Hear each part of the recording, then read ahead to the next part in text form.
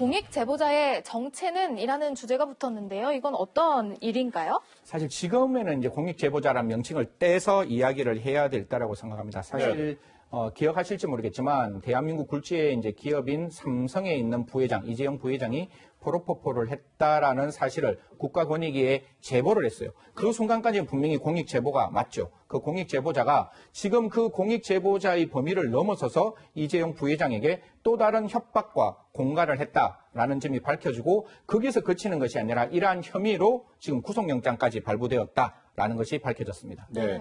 이 프로포폴 투약했다는 사실이 아니고 아직은 의혹인 거잖아요. 그렇죠. 예, 예.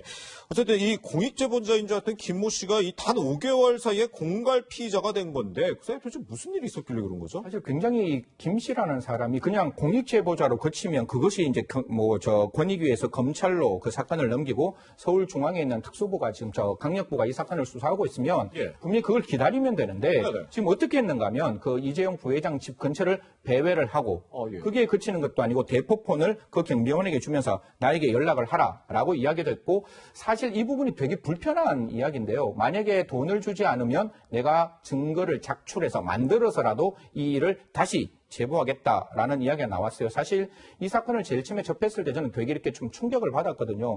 그 간호조무사와 이 원장 사이에 대화하는 녹취록이 나왔을 때 그 녹취록 안에서 분명히 저는 그 일이 발생하지 않았으리라고 생각하는데 그 간호조무사 지금 이재용 부회장이 프로포폴을 했다는 의혹의 가장 중심은 그 간호조무사가 이재용 그 부회장 집에 가서 프로포폴을 했고 그 대화 과정에 어떤 녹음이 나왔는데 그게 만약에 정말이라면 좀 심각한 거 아니냐 싶었는데 지금 마지막에 이 공익제보자가 공갈로 들어가면서 했던 말 나는 증거를 만들어서라도 이런 행동을 하겠다라고 했다면 지금 이 공갈 사건과 별도로 이재용 부회장의 프로포폴 투약 사건이 여전히 수사가 되고 있는데 그 부분에 대해서도 그 증거가 제대로 된 증거인지 아니면 그게 만들어진 증거인지 그래서 정말 프로포폴을 했는지 안 했는지에 대한 수사가 더 이렇게 엄격하고 더 정확하게 수사가 진행되어야 한다고 생각합니다. 방금 말씀하시는 부분이에요. 사실 공익 제보자가 이렇게 지금 뒤늦게 어떤 그 공갈 피의자로 되면서 사실은 그 의혹에 대한 신빙성이 떨어진다 이런 지적이 나오는 거잖아요. 사실 가장 중요한 게 지금 이 공익 제보자의 진술이고 그 공익 제보자가 직접 했는 게 아니라 자기 여자친구인 간호조무사가 투약했는 내용을 내가 들어서 이야기를 했다. 사실 이 부분도 전문 진술이라서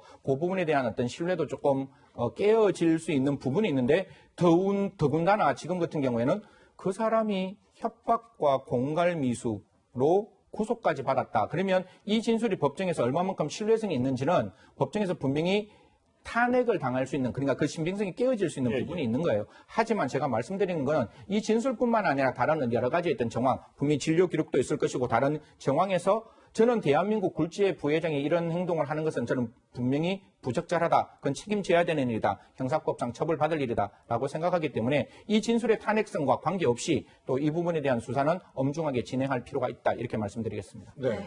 근데 이 김모 씨라는 사람이 이 부회장 말고 다른 곳에서도 또 비슷한 수법으로 좀 협박을 하려고 했다고 그러더라고요. 예, 그러니까 그 부분도 저는 되게 이렇게 불편한 건데요. 이 사람이 이야기를 했는 게 특정 어떤 사람에 대한 이제 이재용 부회장에 대한 사건뿐만 아니라 연예에 있는 사람들에게도 이러한 행동을 해서 금전적 이익을 편취하려고 이야기를 했다라고 본다면 이제 전반적인 이 김모 씨가 했는 진술은 분명히 거짓에 거짓을 더한 진술이라고 볼 수 있는 부분이 있다. 그래서 이 김 씨가 분명히 구속 수사를 받으면서 협박과 공갈이 있잖아요. 이 부분에 대해서 분명히 어느 부분까지 진실인지 어느 부분까지 거짓인지를 분명히 밝혀야 한다고 생각합니다.